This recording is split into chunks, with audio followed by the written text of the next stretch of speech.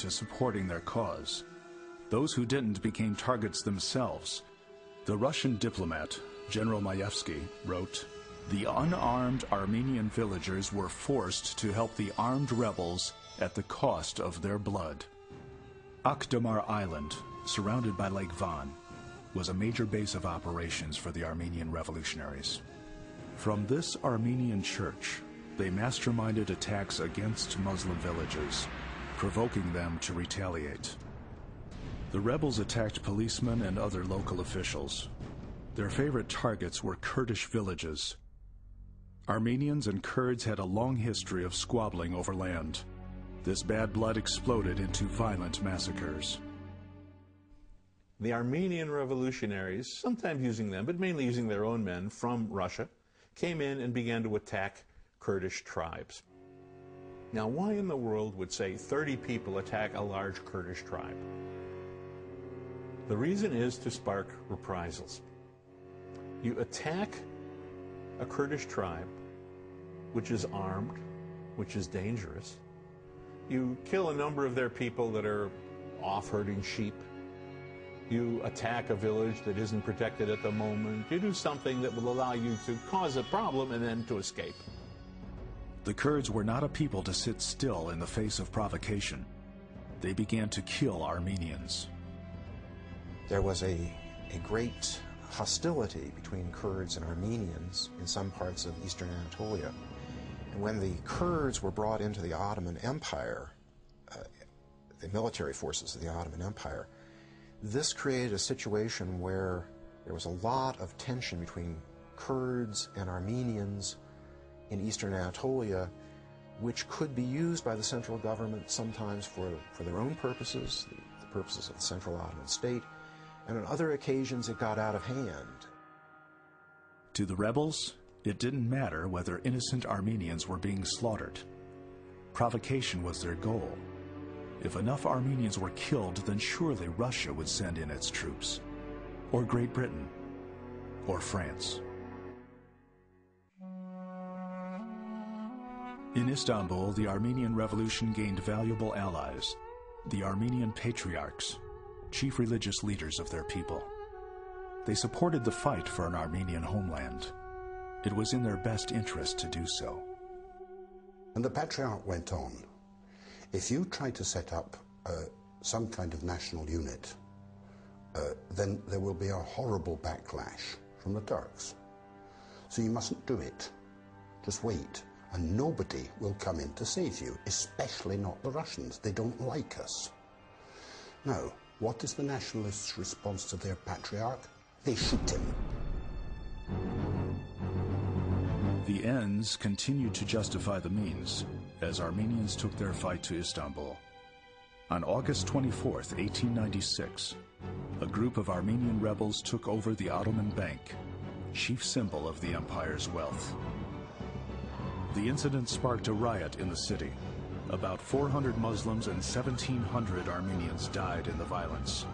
Under pressure from Europe, the Sultan pardoned the Armenian rebels, who were granted safe passage out of the country.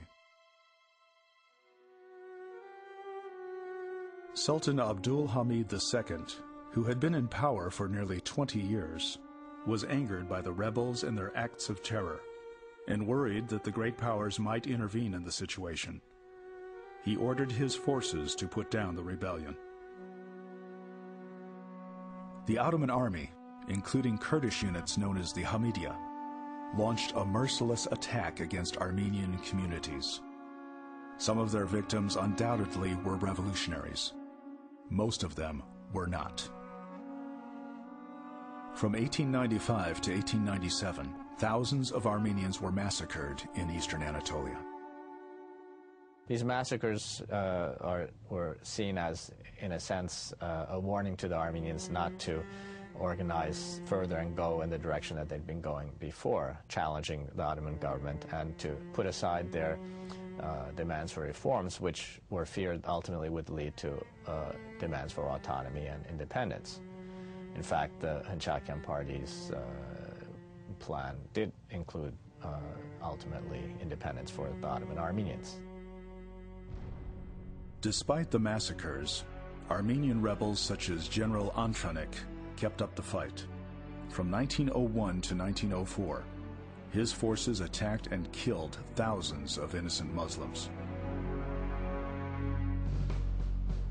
Armenian guerrilla forces, portrayed as freedom fighters in the Western press, kept up the struggle against Ottoman rule. In this effort, Christian missions became military warehouses.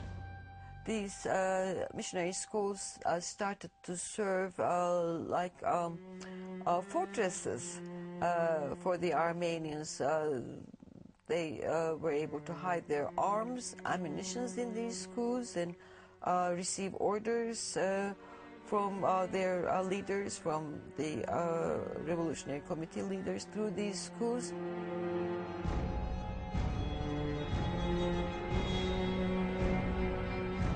As the great powers moved closer to war, Armenian revolutionaries changed their strategy. The focus shifted from provocations against Muslims to the procurement of arms and ammunition. When war finally did come, the rebels would be ready to help the enemies of the empire.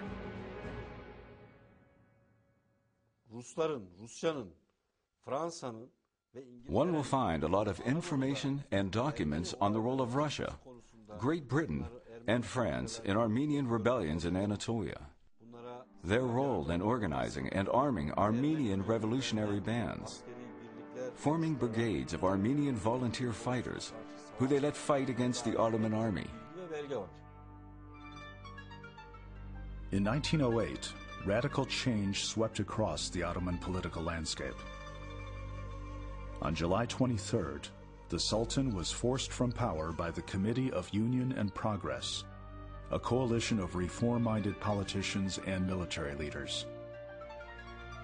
The empire's constitution and parliament, suspended since 1876, were both reinstated. Once again, Ottoman citizens could participate in elections governed by a constitutional monarchy. The parliament passed legislation for political, social, and economic reforms. Even the Armenian Tashnak party agreed to cooperate with the new government in Istanbul. Perhaps political autonomy could be achieved without the use of terror. But reform movements were set aside in Istanbul when the Balkan Wars broke out in October of 1912. Greece, Serbia, and Bulgaria marched against the Ottoman Empire, invading its territories in Europe. Thousands of Muslims were killed or driven out of southeastern Europe as the Balkan armies advanced. A great mass of refugees from the theater of war flowed into the empire. In a horrific prelude to World War I, the Balkans were torn apart by combat, famine, and massacre.